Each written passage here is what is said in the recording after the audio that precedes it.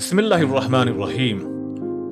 इमाम जाफर सादिक अलैहिस्सलाम इरशाद फरमाते हैं कि रसूल खुदा सल्लल्लाहु अलैहि वसल्लम जिस वक्त खासकर रोटी और गोश्त खाते थे तो खाना खाने के बाद हाथों को अच्छी तरह धोते थे और हाथों की तरी को मुंह पर मल लेते थे, यानी अपने चेहरे पे मल लेते थे।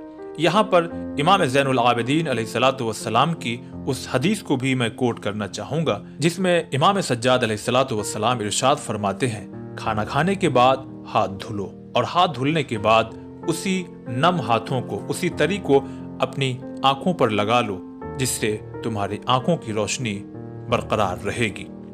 अब वापस आते हैं इस हदीस पर जिसमें इमाम ने यह फरमाया, जिस वक्त रसूल खुदा सल्लल्लाहु अलैहि वसल्लम खासकर रोटी और गोश्त खाते थे तो हाथों को अच्छी तरह धोते थे और हाथों की तरी को अपने मुंह पर मल लेते थे। आखिरी जुमले पे गौर कीजिए, हाथों की तरी को मुंह पर मल लेते थे। तो इस तरह से वो चौथे इमाम की जो हदीस कि जो आंखों के ऊपर हाथों को फेर लेने से रोशनी बढ़ती है, उन्हीं बातों का इशारा यहाँ पर भी मिलता है। अब इस हदीस पर अगर गौर करें कि जिसमें यह कहा गया है कि अपने हाथों को अच्छी तरह धुलते थे, इसका मतलब यह है कि खाना खाने के बाद हर इंसान अपने हाथ को अच्छी तरह धोता है, मगर जब वो गोश्त खाए और रोटी खाए और खासकर जब गोश्त खाए तो अपने हाथों को अच्छी तरह धोए। आपने महसूस किया होगा कि अगर आप कोई सब्जी या दाल वगैरह खाते हैं तो आपके हाथ में वो चिकनाहट नहीं होती है, लेकिन चूंकि गोश्त में फैट्स वगैरह और ये चर्बी, ये सारी चीज़ें बहुत ज़्यादा मात्रा में होती है और ज़्यादा मिक़दार में होती है, तो आपने अक्सर महसूस किया होगा कि खाना खाने के बाद हाथ में चिकनाहट लगी रह जाती है। लिहाजा हमें अपने हाथों को अच्छी तरह से धो लेना चाहिए।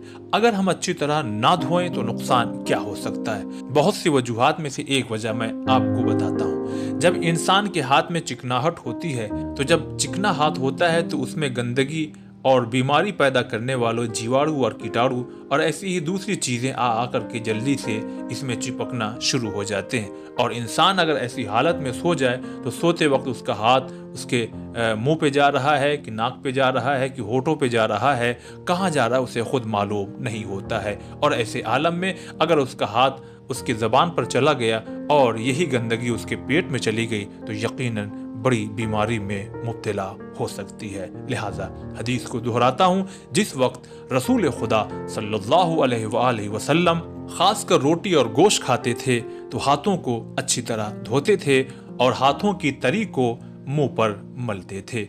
इमाम सज्जाद अलैहिस्सलाम की हदीस को जोड़ते हुए, क्यों? इसलिए कि आंखों की रोशनी भी बढ़ेगी।